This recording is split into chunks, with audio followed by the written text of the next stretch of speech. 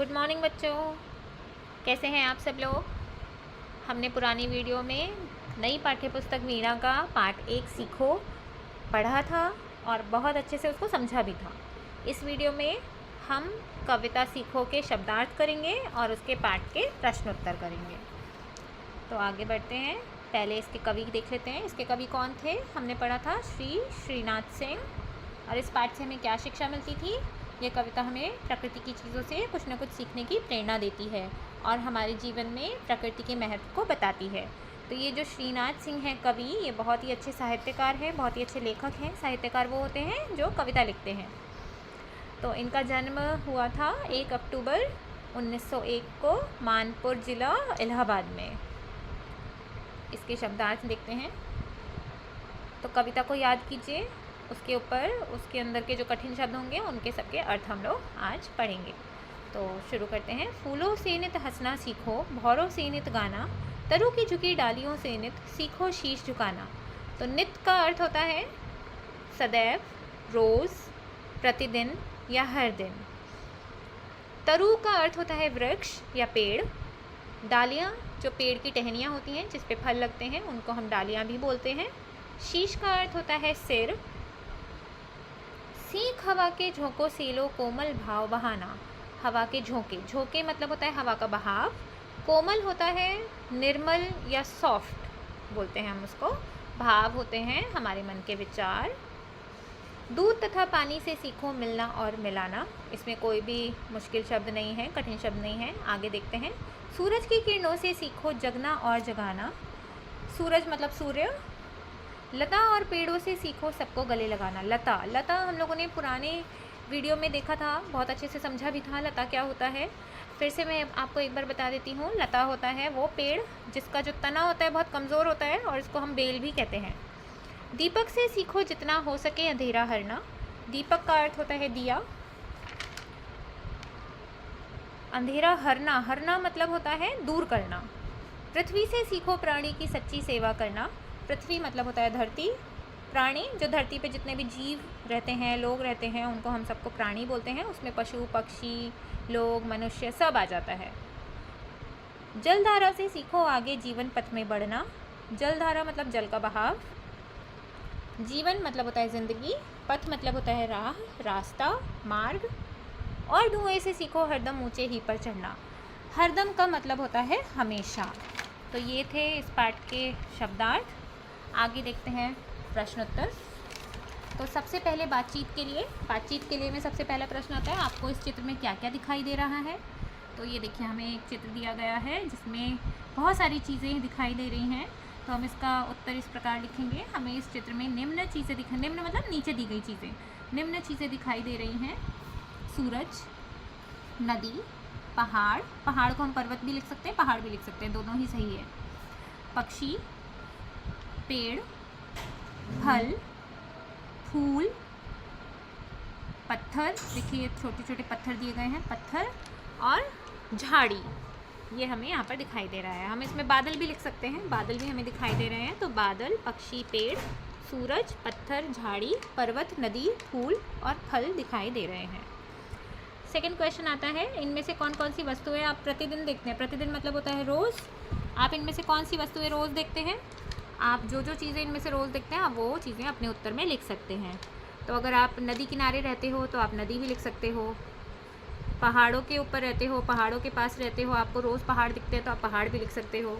Otherwise आप लिख सकते हो सूरज, पक्षी, पेड़, ये तो हमें रोज़ ही दिखाई देते हैं। बादल, बादल कभी कभी दिखाई देते हैं, रोज़ नहीं दिखाई देते हैं, तो बादल को आप छोड़ दीजिएगा। सूरज, पक्षी, पेड़, पत्थर, झाड़ी, फूल, ये सब ज़्यादातर चीज़ें हैं, ये हमें रोज़ दिखाई देती हैं। तो ये हमें इसमें आंसर में लिखना है। थर्ड क्वेश्चन आता है, उगते हुए सूरज को देखकर आपके मन में किस प्रकार के भाव आते हैं। तो उगते हुए सूरज को देखकर एक नई शुरुआत का भाव हमारे मन में आता है और हमारे शरीर में नई ऊर्जा और मन में शांति का भाव लाता है। फिर आता है चौथा क्वेश्चन, रंग बिरंगे फूलों को देखकर आपको कैसा लगता है। ये तो ऑब्वियस सी बात है, रंग बिरंगे फूल हैं, उनको देखकर हमारे मन को खुशी होती है, हमारा मन प्रसन्न हो जाता है। तो हम उत्तर इस प्रकार लिखेंगे, रंग बिरंगे फूलों को देखकर हमें अच्छा लगता है और मन प्रसन्न हो जाता है। इसके आगे आता है कविता की बात। यहाँ पर हमें एक तरफ बहुत सारे चित्र दिए गए हैं और एक तरफ दिया गया है हम इनसे क्या सीखते हैं। तो हमें कविता को ध्यान में रख के इसको जोड़ना है, इसको मिलाना है।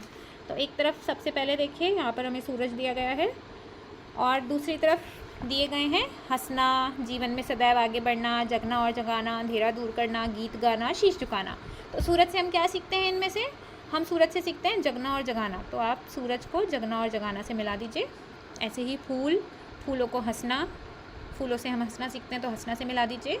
दीपक से हम सीखते हैं अंधेरा दूर करना, तो आप दीपक को अंधेरा दूर करना से मिला दीजिए।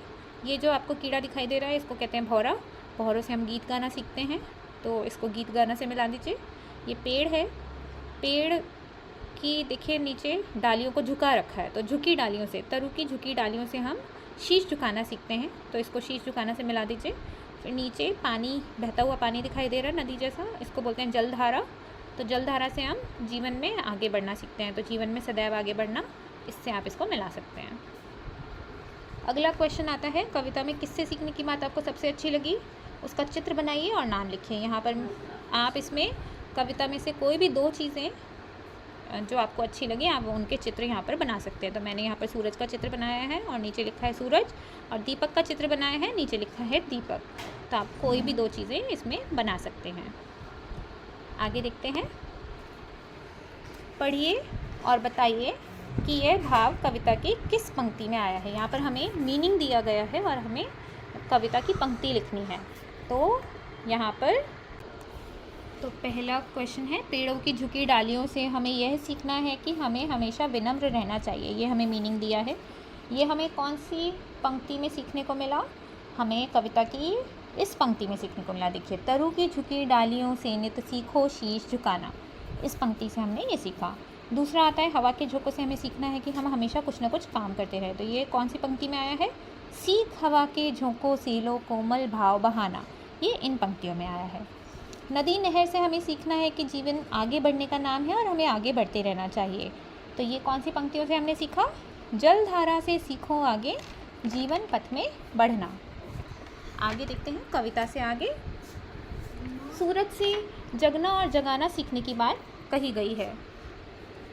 हम सूरज से और क्या क्या सीख सकते हैं? कोई 2 बातें लिखिए। तो जगना और जगाना तो सीख ही सकते हैं, इसके अलावा हम और क्या क्या सीख सकते हैं? तो सबसे पहले हम अपने कार्य को समय पर करना सीख सकते हैं, या फिर बिना भेदभाव के सबको प्रकाश देना भी हम सूरज से सीख सकते हैं। लता और पेड़ों में एक दूसरे के साथ प्रेम और सद्भाव की बात सीखने के लिए कहा गया है। इनसे हम और क्या क्या सीख सकते हैं? कोई 2 बातें लिखिए। तो हम लता और पेड़ों से क्या और सीख सकते हैं? बिना स्वार्थ, बिना स्वार्थ मतलब अपने बारे में बिना सोचे समझे, अपने फ़ायदे के बारे में नहीं सोचना है। बिना स्वार्थ के हमें दूसरों की मदद करनी है, दूसरों की सहायता करनी है। तो बिना स्वार्थ के दूसरों की सहायता करना सीख सकते हैं, या फिर मिलजुल कर रहना हम लता और पेड़ों से सीख सकते हैं। हम सभी में कोई ना कोई विशेषता अवश्य होती है। आप अपने सहपाठी से कौन सी बात सीखना चाहते हैं? सहपाठी कौन होता है? सहपाठी होता है जो हमारे साथ हमारी कक्षा में, हमारी क्लास में पढ़ता है। तो हमारी क्लास में बहुत सारे बच्चे पढ़ते हैं, उनमें से कुछ बच्चे ऐसे होते हैं जिनसे हमें ऐसा लगता है इनसे हमें ये बात सीखनी चाहिए। तो हमें ऐसा बच्चा सोचना है जिससे हम कुछ सीखना चाहते हैं, और हम क्या सीखना चाहते हैं वो हमें यहाँ उत्तर में लिखना है। तो मैं एक एग्जाम्पल के तौर पे आपको एक उत्तर बता देती हूँ। मैं अपने सहपाठी से दूसरों की मदद करना और विनम्रता से बातें करना सीखना चाहता हूँ। या फिर आप ये भी लिख सकते हैं कि मैं अपने सहपाठी से बड़ों का आदर करना और गाना गाना सीखना चाहता हूँ। तो दोनों ही आंसर सही है। आगे आते हैं भाषा की बात पर। यहाँ पर हमें एक तरफ शब्द दिए गए हैं और एक तरफ अर्थ दिए गए हैं। यही शब्दार्थ हमने अपने शब्दार्थ में पढ़े थे, आप वहाँ से इनको याद कर सकते हैं। इसमें दिया गया है कि ऊपर जितने भी शब्द दिए गए हैं उनमें से आपको कोई 2 शब्द लेकर वाक्य बनाना है। तो कोई 2 शब्द लेकर के आपको वाक्य बनाना है। तो हम इसके वाक्य देख लेते हैं। जैसे तरु, तरु पेड़, तरु का अर्थ होता है पेड़, उस पर हम वाक्य बनाते हैं। वह धूप से बचने के लिए तरु की छाया में बैठ गया। दूसरा है शीश, शीश पे अगर आपको लिखना चाहो तो आप ये लिख सकते हो, हमें बड़ों के सम्मान में शीश झुकाना चाहिए। पृथ्वी, पृथ्वी पे आप इस तरीके से लिख सकते हो, हमारी पृथ्वी गोल है, छोटा सा सेंटेंस। हरना, हरना का मतलब होता है दूर करना, तो हम हरना पे वाक्य बना सकते हैं, ईश्वर सभी के दुख हर लेते हैं। पथ, पथ पे हम वाक्य बना सकते हैं, हमें हमेशा अच्छाई के पथ पर चलना चाहिए। तो इस तरीके हमने यहाँ पर वाक्य देखे। आगे चलते हैं। दूध और पानी से सीखो मिलना और मिलाना। रेखांकित, रेखांकित मतलब होता है अंडरलाइन वर्ड। तो अंडरलाइन यहाँ पर कौन से हैं? मिलना और मिलाना रेखांकित शब्द हैं। तो रेखांकित शब्दों को के समान कुछ और शब्द बनाइए, मतलब उसके जैसे दिखने वाले, पढ़ने वाले और शब्द बनाने हैं। जैसे हंसना और हंसाना, खाना और खिलाना, तो ऐसे हो जाएंगे जगना और जगाना, सोना और सुलाना, पढ़ना और पढ़ाना, घूमना और घुमाना। आप और लिख सकते हैं पीना और पिलाना, सोना और सुलाना, सोना और सुलाना तो आ गया। और लिख सकते हैं आप खाना और खिलाना, ये भी यहाँ पर लिखा हुआ है। बैठना और बिठाना हो सकता है, समझना और समझाना ये भी हो सकता है। तो आप कुछ भी ऐसे लिख सकते हैं, जो आपको अच्छा लगे वो आप लिख सकते हैं। अब यहाँ पर दिया है स और प वर्ड से आरंभ होने वाले शब्दों को कविता में से खोजकर लिखिए। अब कविता को सोचिए, कविता को खोलिए अपनी किताब में, और उसमें से जितने भी शब्द स से शुरू होने वाले हैं वो, और जितने भी शब्द प से शुरू होने वाले हैं वो यहाँ पर आप लिख दीजिए। तो स से हो जाएगा सूरज, सबको, सच्ची, सेवा या सीख, सके, ये सब स से शुरू होने वाले शब्द हैं। प से शुरू होने वाले शब्द हो जाएंगे पानी, पथ, पेड़, पृथ्वी, प्राणी, ये हमारे प से शुरू होने वाले शब्द हो जाएंगे। इसके आगे आता है तालिका। तालिका मतलब लिस्ट। एक लिस्ट है ए और एक लिस्ट है बी। तो यहाँ पर ए लिस्ट में ड़ वाले शब्द हैं और बी लिस्ट में ढ वाले शब्द हैं। तो इनमें इनको पढ़ के हमें इनके बीच का डिफरेंस समझना है। तो आप जितना इनको पढ़ेंगे उतना आपको इनके बीच का डिफरेंस समझ में आएगा। फिर भी मैंने ये समझाने के लिए आपके लिए एक सीखो पाठ की व्याकरण का वीडियो बनाया है। उसमें इसको हमने बहुत अच्छे से डिटेल में समझाया है। यहाँ पर हम एक बार जिस्ट में देख लेते हैं। ड़ और ढ शब्द के शुरुआत में नहीं आते हैं, इनसे कोई शब्द शुरू नहीं होता है। इनसे जो शब्द शुरू होते हैं ये शब्द के बीच में आते हैं। ये शब्द के शुरू में नहीं आते हैं, बीच में आ सकते हैं। दूसरा ये होता है कि ये शब्द के बीच में और अंत में दोनों में आ सकते हैं। तो जो ये ड है, ड जिसमें बिंदी नहीं आती है, उसमें जब हम ह का साउंड लगा देते हैं, ढ ढ ढ बना देते हैं, तो वो जाता है ड पे नीचे बिंदी। बिंदी को हम क्या बोलते हैं? नुक्ता। तो जब हम ड के नीचे नुक्ता लगा देते हैं तो वो उसको हम ड पढ़ते हैं। पड़ा, बड़ा, ड़। जब हम ढ के नीचे नुक्ता लगाते हैं तो हम ढ प्लस ह, पढ़ा, ढ़ा पढ़ते हैं उसको। तो आप जितना इसको पढ़ेंगे उतना आपका जो कन्फ्यूजन है वो क्लियर हो जाएगा। और इससे ज़्यादा वर्ड्स मैंने व्याकरण वाला जो वीडियो है उसमें दिए हैं, आप उसमें से भी इस चीज़ को बहुत अच्छे से समझ सकते हैं। तो यहाँ पर हम सिर्फ पढ़ लेते हैं एक बार। लिस्ट ए में हमें क्या क्या दिया है? पड़ा, बड़ा, अड़ना, उड़ना, कड़ाई, लड़ाई। बी लिस्ट में देखें, पढ़ा, बढ़ा, बढ़ना, पढ़ना, कढ़ाई, चढ़ाई। तो यहाँ पर आप जितना इसको पढ़ेंगे उतना अच्छे से आपको ये समझ में आएगा। आगे चलते हैं। बूझो तो जाने, यहाँ पर कुछ 2 पहेलियाँ दी गई हैं। आपको वो पहेलियों को पढ़ना है, अच्छे से समझना है, फिर उसका उत्तर लिखना है। तो पहली पहेली आती है, एक फूल एक फल है भाई, दोनों मिलकर बने मिठाई। तो फूल होता है गुलाब और फल होता है जामुन। जामुन खाया है आप लोगों ने? तो जामुन पर्पल कलर का जामुन होता है। अगर हम गुलाब और जामुन को मिला दें तो एक मिठाई का नाम बन जाता है गुलाब जामुन। तो इसका उत्तर हो गया गुलाब जामुन। दूसरी पहेली देखते हैं। बिना बाल की पूँछ लिए वह भाग रहा है, सब सोते वह रात रात भर जाग रहा है, काट काट कर कागज़ कपड़े खुश होता है और धरातल के नीचे घर में सोता है।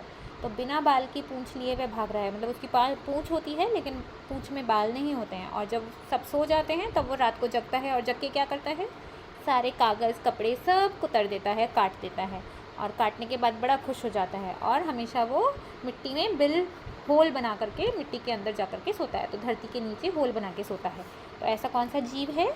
चूहा। तो इसका उत्तर हो गया चूहा। यहाँ पर हम लोगों ने इस सीखो पाठ के शब्द अर्थ और प्रश्न उत्तर देखे। अब नेक्स्ट वीडियो में हम इसकी व्याकरण देखेंगे और ड और ढ में भी अंतर बहुत अच्छे से समझेंगे। तब तक के लिए बाय, थैंक यू।